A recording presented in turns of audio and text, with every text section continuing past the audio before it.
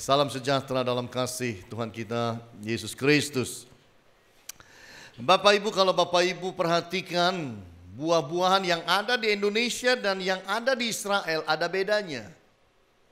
Di Israel Bapak Ibu buah-buahannya itu besar-besar. Kalau kita bicara semangka besar. Saya juga pernah lihat yang namanya buah delima. Di Indonesia kecil, di sana besar-besar. Sampai heran saya, foto bagus, bikin jus bagus. Sayur, aduh Bapak Ibu sayurnya itu besar-besar, bagus-bagus. Heran saya, tanah model kayak di Israel, padang gurun. Tapi buah-buahnya lebih besar daripada yang ada di negara tropis.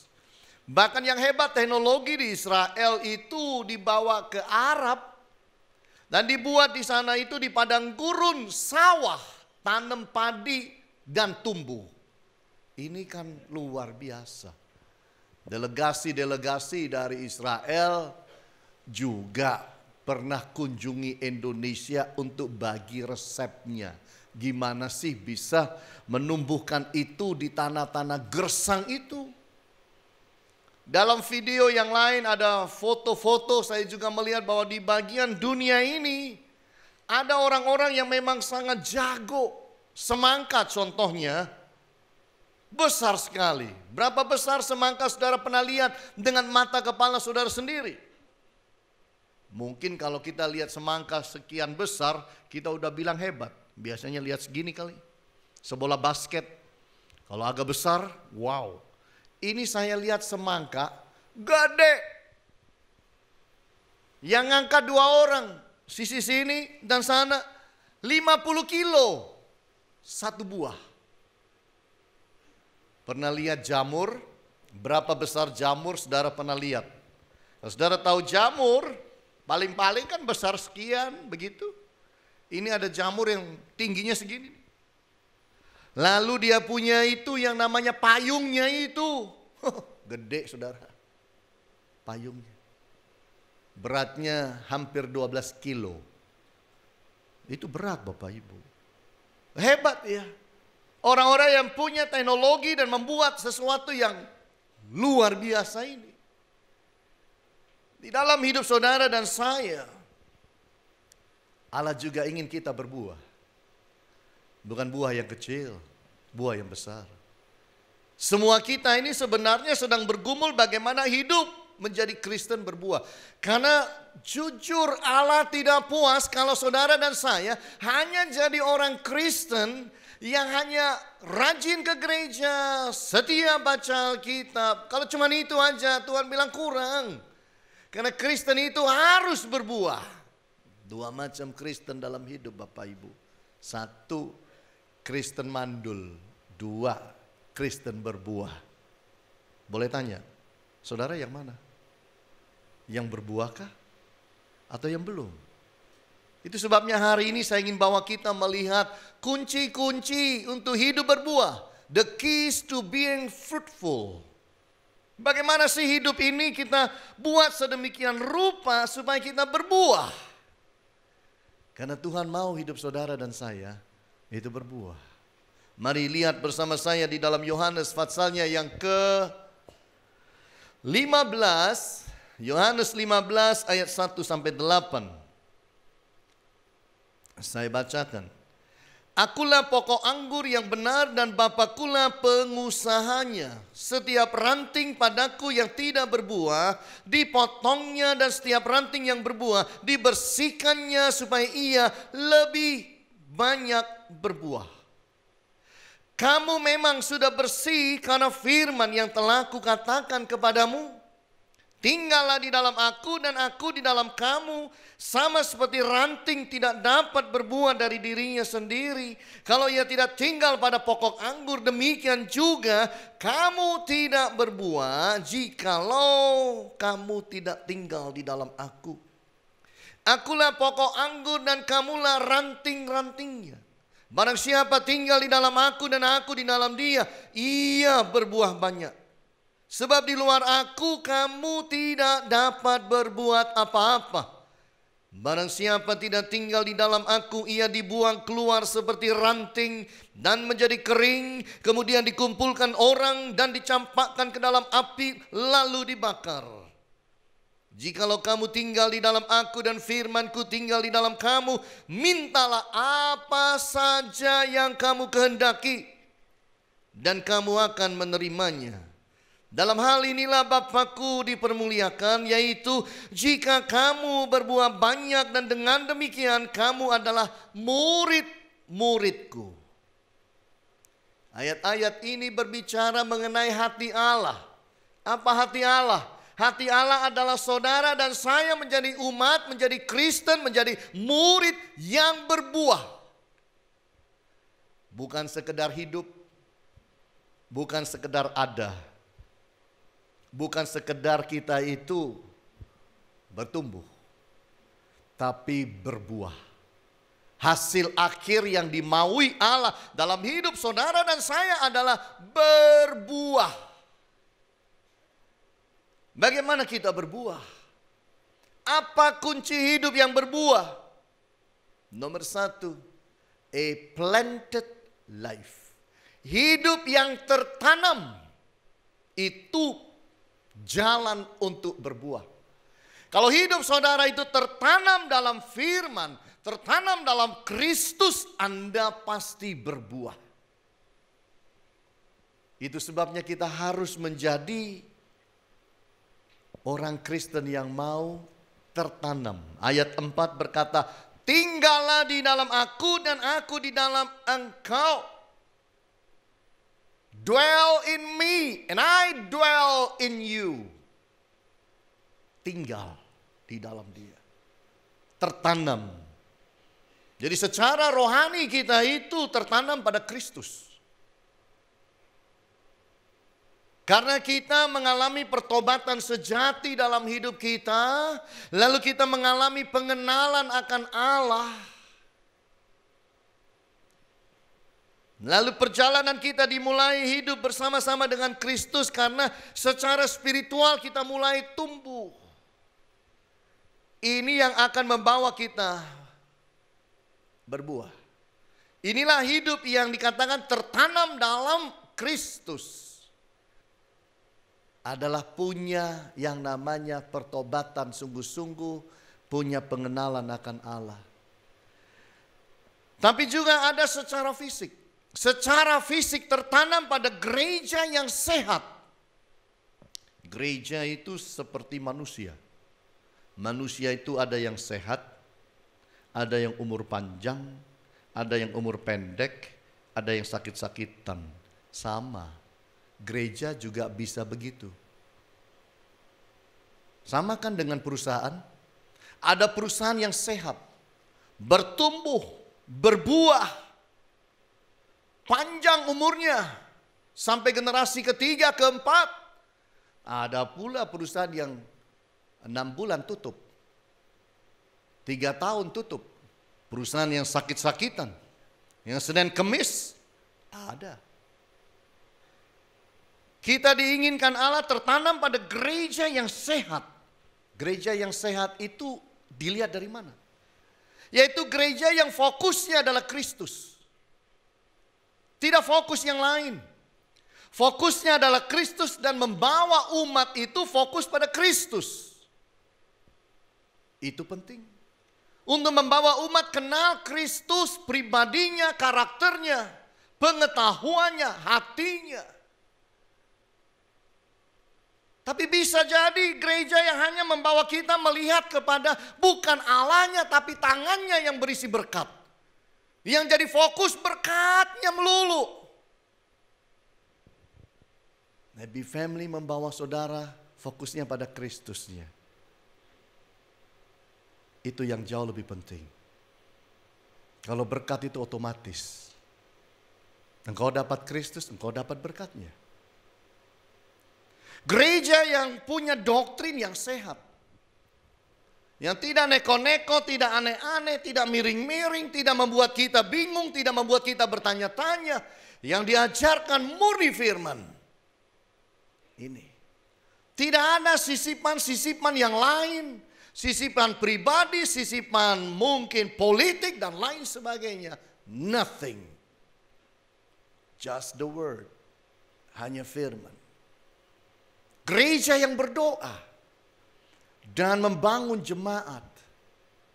Tiap hari saya berdoa untuk jemaat, untuk pengurus saya, untuk staf saya, untuk gereja Happy Family dan seluruh cabang-cabangnya. Kita berdoa syafaat. Semua aktivis kita doakan. Cleaning service pun saya doakan dengan Ibu Agnes. Kita menjadi gereja yang berdoa. Dan saudara harus membawa diri jadi seperti itu juga. Gereja yang memfasilitasi jemaat melayani. Memang mampu pelayanan kita libatkan. Memang bisa, why not? Punya talenta, come on. Kita jalan sama-sama. Gereja yang tidak mengkerdilkan orang, tapi gereja yang mau memfasilitasi manusia untuk bisa melayani. Secara pribadi kita harus punya komitmen untuk bertumbuh. Hidup untuk tidak bermain-main dengan kerohanian. Tolak sikap hidup yang bermain-main. Tolak sikap hidup yang longgar di dalam aturan main hidup dan prinsip hidup. Tolak di dalam hidup ini sikap ingin bermain-main dengan dosa. Kita harus tolak itu. Kita harus tegas. Ya, tidak. Warna kita hanya satu, Kristus. Baru-baru saya lihat di video, ada sebuah video yang ada seekor burung di China yang diteropong dari jauh oleh kamera profesional. Burung ini bisa ganti warna 15. Ganti wajahnya 15 wajah berwarna-warni. Kalau burung itu bisa seperti itu, bagus. Tapi jangan saudara ganti-ganti warna. Warna Anda cuma satu, Kristus, titik. Amin. Jangan ntar kumpul sama penjudi warnanya sama. Kumpul sama orang narkoba warnanya sama. Kumpul tukang minum sama warna. Jangan bangga itu. Oh, saya kan mampu beradaptasi, Pak. Bukan. Anda tidak punya pendirian dan tidak berani tunjuk warna asli Anda. Warna asli kita adalah Kristus. Ya dan amin. Amin Bapak Ibu. Ini yang Tuhan mau. Bapak Ibu tahu pohon sequoia. Pohon sequoia yang di Amerika Serikat itu tingginya bahkan bisa mencapai 200 meter ke atas. Saya rasa kita sulit cari itu di Indonesia karena rasanya nggak ada. Tapi ini pohon bisa 200 meter. Ada yang 170, 180, 150, tapi paling tinggi 200 meter. Kita lihat pohon yang 40 meter aja begini lihatnya. Lah kalau lihat pohon 200 meter begini kayak.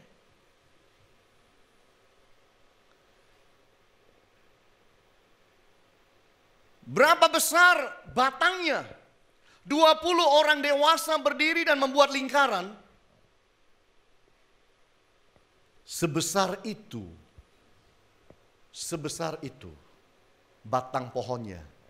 Bahkan di Amerika itu ada satu yang dilobangi di tengah pohon ini, mobil bisa lewat. Keren. Tapi Bapak Ibu harus tahu, dia bisa tumbuh besar seperti itu karena dia tertanam dengan baik, dengan akar yang dalam tertanam. Sehingga pohon sequoia menjadi salah satu pohon terkuat di Amerika karena badai, kena panas, kena dingin, kena apapun kemarau hebat, berdiri dia. Berdiri. Kita harus seperti itu. Tertanam. Dalam.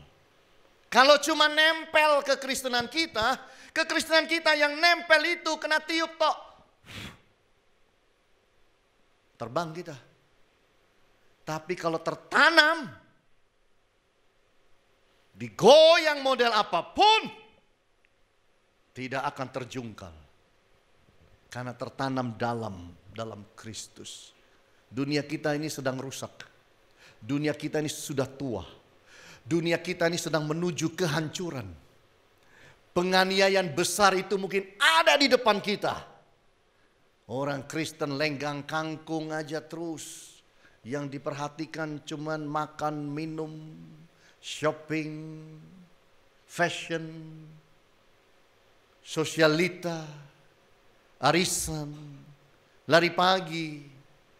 Tidak tahu di ujung depan sana penganiayaan besar bisa terjadi. Kalau kita tidak tertanam, kita tertiup.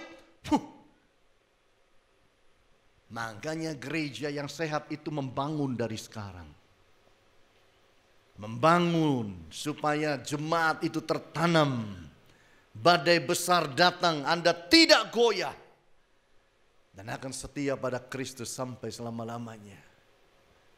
Jadilah orang yang tertanam, sekoia yang tertanam.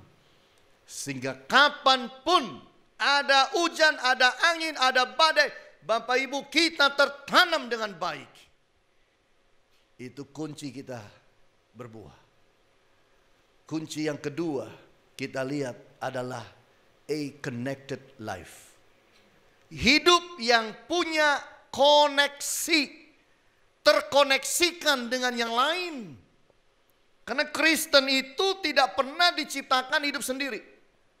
Kristen itu diciptakan untuk hidup dalam komunitas.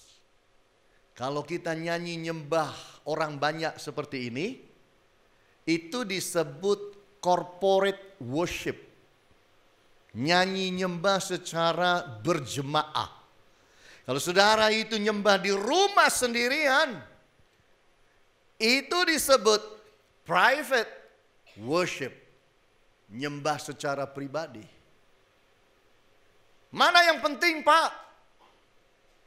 Corporate worship atau private? Dua-dua penting. Yesus nyanyi nyembah di antara murid-muridnya. Yesus juga berdoa pribadi sendirian. Dua-dua penting. Amin Bapak Ibu. Itu sebabnya kita harus membangun hubungan yang baik dengan Kristus setiap hari. Ayat 5 berkata, akulah pokok anggur dan kamulah ranting-rantingnya. Barang siapa tinggal di dalam aku dan aku di dalam dia, ia berbuah banyak sebab di luar aku kamu tidak dapat berbuat apa-apa. Perhatikan ayat ini, akulah pokok anggur dan kamulah ranting-rantingnya. Tuhan tidak lihat hanya satu ranting, ranting yang banyak. Kita ini ranting yang banyak. Tertanam dan terkoneksikan kepada Kristus. Maka ranting itu bukan hanya mendapat kehidupan dari Kristus, tapi ranting-ranting itu saling terkoneksikan dan saling mendukung dan menghidupi satu dengan yang lain. Kita harus memiliki komunitas rohani yang sehat dan baik, Bapak Ibu. Kristen tidak bisa hidup sendiri. We need other people in our life. Tuhan tidak pernah ciptakan saudara jadi Kristen sendirian. Dengar saya, Kristen yang beribadah di dalam gereja seperti ini, dengan seorang Kristen yang ada di hutan sendirian. Mana yang lebih gampang loyo? Yang di hutan, sendirian. Betul. Tapi kalau dia ada di dalam komunitas yang seperti ini, tidak gampang loyo. Makanya kita perlu namanya terkoneksikan. Jangan sampai jadi 10 tahun jadi jemaat gereja dan gak pernah punya teman di dalam gereja. Gak pernah kenal. Kalau 10 tahun saudara ada di sini, gerejanya di sini aja belum 10 tahun. Tapi kalau 10 tahun saudara ada di sini, gak kenal siapa-siapa. Lalu apa bedanya kita sama di mall? Di mall itu kita 100 kali ke mall, 100 kali gak ketemu orang. Artinya gak kenal orang. Bisa. Tapi masa di gereja datang 100 kali nggak kenal satu dua. Makanya harus belajar kenal satu dua. Ini penting. Manfaat dari terkoneksikan, connectivity itu apa? Hidup rohani kita jadi kuat. Hidup rohani jadi kuat. Kalau saudara di sini ada tungku, lalu ada areng. Dan areng ini kita hidupkan dan dia membara. Bagus, apinya merah membara. Dijepit satu, dipinggirin 1 meter jaraknya. Kira-kira yang satu sendirian nih areng bakal mati enggak? Mati. Tinggal tunggu apa? Tunggu waktu. Betul? Dia akan mati, die down. Cara supaya dia enggak mati apa? Begitu dia mulai setengah-setengah mati, jepit kembali, masukkan kembali. Nyala lagi enggak? Nyala. Membara enggak? Membara. Lama enggak? Lama. Itulah hidup yang terkoneksikan. Banyak orang Kristen loyo karena tidak punya komunitas Kristen yang baik. Makanya kita harus mulai masuk di dalam yang namanya family cell, family cell. Saudara yang mungkin punya rumah, ada ruang tamu agak besar sedikit, saudara ingin laporkan pada koordinator, laporkan kepada kami di pusat. Apakah rumah saya cocok ya buat family cell? Nggak harus saudara yang khotbah. Kita tempatkan orang lain. Nggak perlu ada khotbah. Sharing-sharing. Kumpulkan 3 keluarga, cukup. 4 keluarga, cukup. Jangan dijadikan persekutuan doa. Sel. Sel itu nggak usah banyak-banyak. Yang rumahnya sekitar saudara. Jadi sel. Bahannya kita atur semua. Komplit. Saudara pokoknya tahu pasti bisa jalan. Itu yang kuat. Saya lihat sel di Singapura, Bapak Ibu makan siang dengan Ibu Agnes beberapa tahun yang lalu. Karena restorannya kecil, meja dempet-dempetan satu dengan yang lain. Depan saya sedikit, ada meja. Seorang gadis datang. Kemudian dia angkat Alkitab, buka jam makan siang, jam kerja. Dan dia kelihatan adalah orang yang bekerja, profesional. 5-10 menit datang seorang teman perempuannya juga. Salaman, ngobrol. Saya lihat mereka doa. Sambil pesan makan, mereka doa. Kemudian saudara tahu, mereka buka Alkitab. Mereka buka catatan. Mereka bicara, mereka sharing. Hanya berdua. Saya bilang Ibu Agnes, ini boleh nih. Diterapkan di Indonesia nih, boleh nih. Gak usah mikir sel itu berat-berat. 2 orang, 3 orang, cukup. Tapi sedapat mungkin, janganlah lawan jenis. Ya. Parahlah kita nanti konslet. Iya kan, laki-laki, perempuan-perempuan gitu. 2-3 orang cukup. Lakukan pada jam makan siang. Kalau orang kantor gampang cari tempat mojok, bisa. Yang penting kita punya kerinduan. Lalu kita mendapat akses pertolongan lebih cepat. Kalau kita punya komunitas, kita punya teman-teman rohani yang baik. Kalau ada apa-apa yang kita pasti cari itu bukan hanya keluarga, teman rohani kita. Tolong doain saya, kan gampang. Tolong ini. Saya pernah satu kali waktu, ada jemaat berkata, Pak Hani, Bu Agnes tolong ya, mama saya masuk rumah sakit ICU. Tolongin dong. Saya lagi di luar kota. Saya dan Ibu Agnes sampai di ICU lebih dulu daripada keluarga di rumahnya. Jadi kalau punya komunitas itu baik Bapak Ibu. Kita bisa dapat nasihat, hikmat. Kadang-kadang buntu jalan keluarnya nggak ada. Tanya keluarga cuma dimarah-marahin aja, dihakimi. Kadang kita punya komunitas, ditanyakan bisa ngobrol, bisa masuk dengan jauh lebih baik. Dukungan doa, dapat. Kita bisa dapat dukungan doa dengan baik Bapak Ibu. Dan kita tahu juga bahwa api rohani itu akan terpelihara dengan sangat baik. Ini yang Tuhan mau. Jangan jadi Kristen apinya hilang. Kristennya ada, hilang apinya. Apa artinya itu? Saudara tahu minum teh celup? Teh celup. Air panas, teh celup. Celup.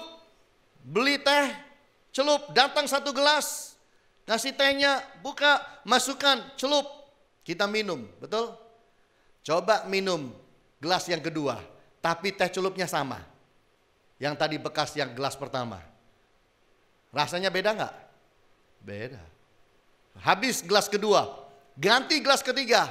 Nggak mau beli lagi. Tambah air panasnya aja, tambah terus ini sampai gelas ketiga, gelas keempat, gelas kelima. Teh celupnya enggak pernah ganti. Beda enggak? Beda. Kalau dilihat, ya benar teh celup. Tapi rasanya sudah beda. Tuhan enggak mau itu. Tuhan mau kita itu Kristen ada rasanya, tidak hambar, tidak suam-suam. Ini hanya terjadi kalau kita punya koneksi Bapak Ibu. Terkoneksikan dengan baik. Makanya komunitas itu penting Bapak Ibu. Dengan siapa bergaul, dengan grup apa kita bergaul, lambat laun kurang lebih jadi seperti itu. Makanya orang bilang kan, show me your friends and I will show you who you are. Tunjukkan saya teman-temanmu, maka saya akan menunjukkan siapa Anda sebenarnya. Ada juga yang bilang, show me your books. Tunjukkan saya koleksi buku-buku Anda. And I will know who you are. Saya akan tunjukkan siapa kamu sebenarnya dari buku-buku yang Anda miliki. Lah kalau di lemari bukunya itu majalah-majalah porno, buku porno semua. Lah udah kelihatan siapa dia. Itu maksudnya.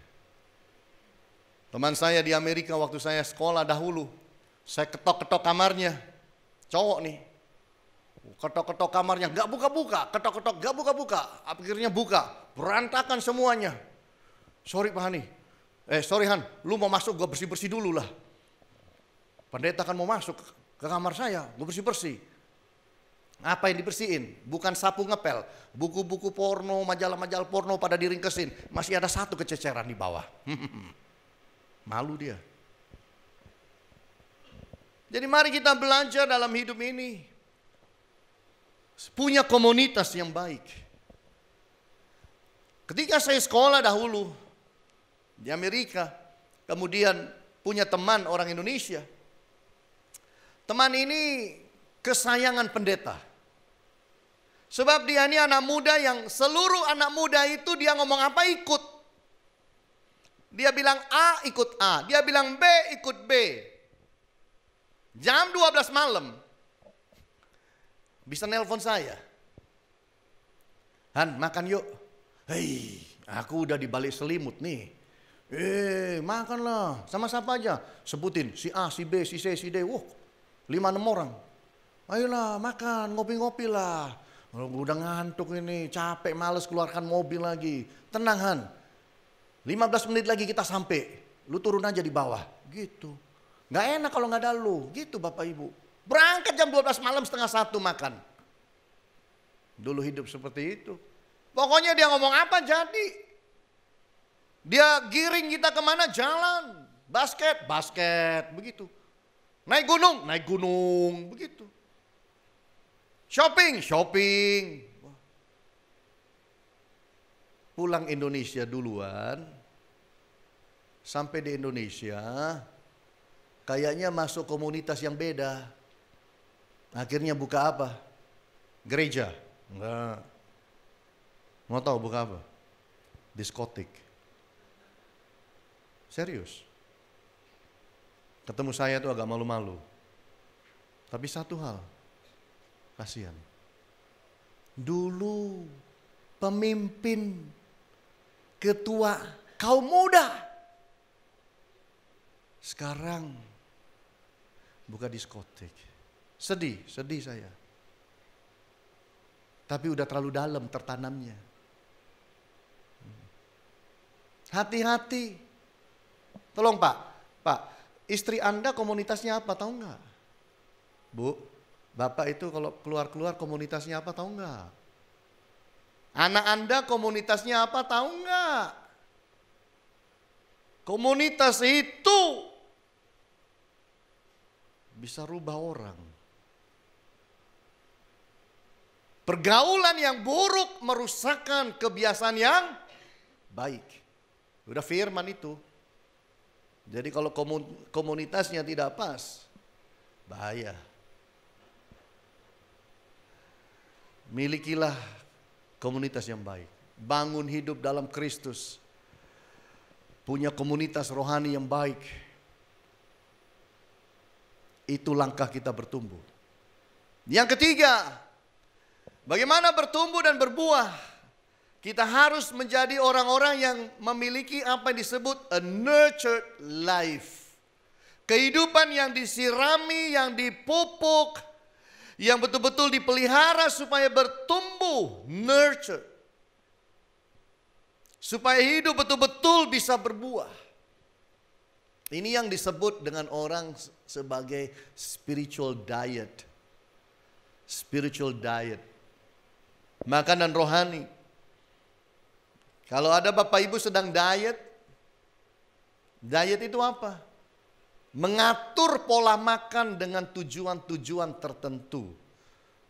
Tapi tujuan paling penting di dalam diet adalah sehat. 2, baru turun berat badan. Sehat dulu. Spiritual diet bicara sehat. Untuk sehat ada disiplin dalam devotion. Ada devosi, saat teduh yang baik. Ibadah dan fellowship yang baik. Kalau saudara pergi luar kota, luar negeri, engkau pergi ke kota yang saudara nggak tahu di mana ada gereja, engkau nggak bisa sembahyang. Jangan lupa minggu buka hfc.id. Download aplikasinya. Di Samsung ada, di iOS ada. HFC. Jangan tulis HFC, Happy Family Center. Logo harus sama seperti logo gereja. Download itu. Minggu tinggal diklik begini, langsung live. Begitu Bapak Ibu. Daripada sama sekali nggak ibadah. Ada live streaming. Tapi live streaming tidak dimaksudkan untuk mengganti ibadah kita tiap minggu. Itu cuma ban serep. Ban serep itu tidak dipakai tiap minggu. Saudara punya ban serep, pakai ban serep terus? Kan enggak. Namanya ban serep kalau diperlukan. Jadi saya sih menaruh live streaming HFC itu bukan untuk membuat saudara tidak datang hari Minggu. Bukan. Tapi kalau engkau hari Minggu ada di suatu tempat, tidak tahu bagaimana beribadah di kota itu, mau kemana tidak tahu, bukalah live streaming dan lihat itu. Itu tujuannya, supaya kita tetap punya spiritual diet yang baik. Bacaan-bacaan rohani harus punya. Selain baca Alkitab, baca yang rohani. Bagus. Lalu ada spiritual responsibility. Tanggung jawab rohani. Bangun diri saudara hanya bukan jadi pendoa saja, tapi pendoa syafaat. Awal-awal harus belajar doakan keluarga. Seperti Ayub doakan anggota keluarganya satu-satu. Anak 10 satu-satu didoakan. Dibangunkan mezbah satu persatu. 10 itu. Pakai mezbah. Saudara kan gak sampai 10. Gak pakai mezbah lagi. Lebih mudah. Ini tanggung jawab orang tua mendoakan anak-anaknya satu persatu. Percaya saya itu pasti ada hasil yang baik dalam kita mendoakan itu. Menabur dalam doa untuk si A, anak B, anak C, anak D. Pasti ada hasilnya.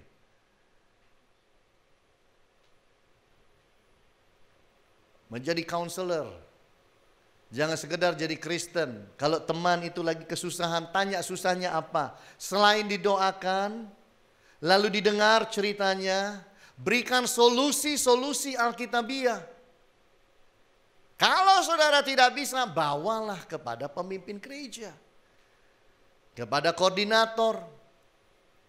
Kepada tim hamba Tuhan. Itu. Tapi do something. Jangan selalu menyerah. Aku lo punya masalah. Wes gak melok-melok, gak melok-melok. Itu teleponnya Pak Hani itu, mau tak kasih ini nih, WhatsApp-an dewek orangnya. Tolong dulu, layani dulu, doain dulu, gitu Bapak Ibu. Itu Anda pun akan meningkat. Menjadi orang yang penolong dan peduli itu penting. Lalu berikutnya spiritual battle. Peperangan rohani. Akan selalu ada peperangan rohani. Tidak ada yang namanya tanaman tidak mengalami hama. Peternak juga mengerti ada musuh-musuh daripada ayam, flu burung dan lain sebagainya. Tanaman juga sama. Ada hama yang bisa mengganggu. Dalam satu malam aja bisa habis semuanya. Makanya mereka sangat hati-hati. Harus ada yang namanya spiritual awareness. Kesadaran, mawas diri, sikap hati-hati secara rohani. Harus ada yang namanya spiritual attacks yang kita harus pahami. Serangan-serangan rohani itu selalu ada. Beberapa waktu yang lalu, beberapa bulan yang lalu, staf saya datang ke saya dan berkata, Pak Ani doain saya. Kenapa? Saya kok merasa ada gangguan yang udah ke dokter, dokter bilang gak apa-apa. Gangguannya apa? Setiap malam jam 3 bangun, udah bisa tidur lagi. Bapak Ibu kalau Anda bangun jam 3 gak bisa tidur lagi dan harus bekerja, Anda akan lemes tiap hari. Kalau tiap hari bangun jam 3, lalu tengkuknya sakit. Periksa dokter, dokter bilang gak apa-apa. Jadi menurut kamu gimana?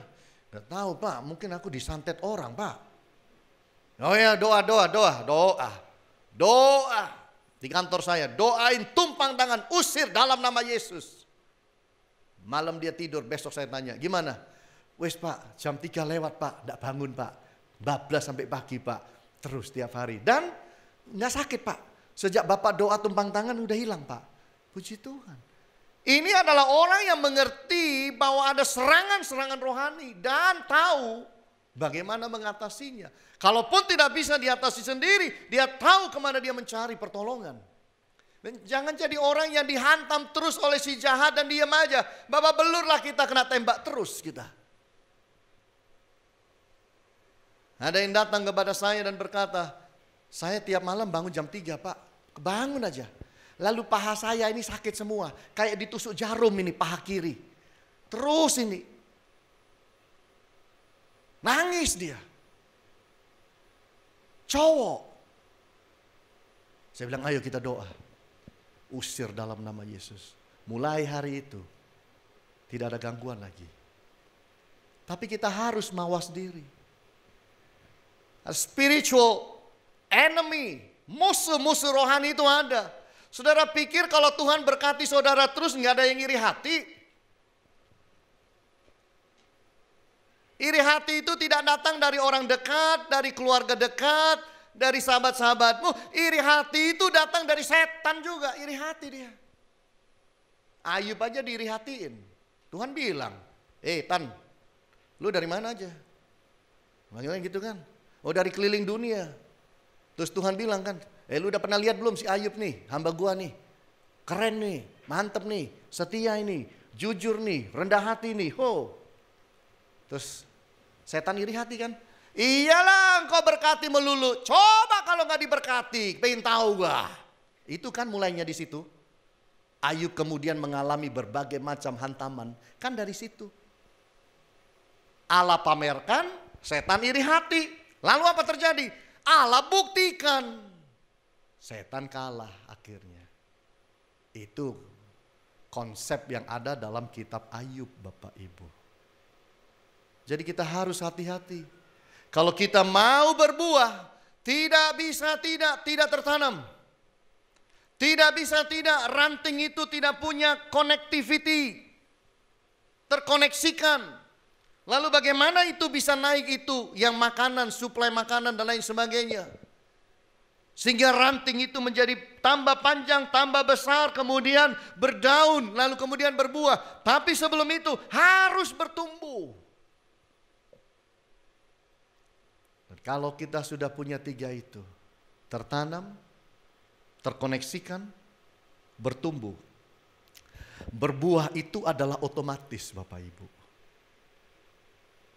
Jadi fokus kita bukan berbuahnya, tapi bagaimana kita tertanam dengan baik, terkoneksikan dengan baik, bertumbuh dengan baik. Karena yang lain otomatis. Sama seperti pelajar, jangan fokus pada ijazah. Fokus pada rajin belajar, disiplin belajar, kuliah jalan, sekolah jalan, ujian dijalani dengan baik. Ijazah itu otomatis jadi milik kita. Amin Bapak Ibu. Itu sebabnya mari dalam hidup saudara dan saya, kita bilang, Tuhan ini aku. Tanam aku semakin dalam di dalam Engkau. Bahwa aku mempunyai Tuhan koneksi secara rohani yang baik dengan Engkau, dengan gereja, dengan komunitas. Dan bahwa aku Tuhan terus bertumbuh, terus tersirami dengan baik. Seperti di Mazmur 1, pohon yang tertanam dengan baik di tepi aliran pasti berbuah, tidak layu daunnya. Kalau kita jalankan itu, kita pasti berbuah. Bapak Ibu, maukah Anda berbuah? Mari kita berbuah bagi Kristus. Tuhan Yesus berkati kita semua. Amin.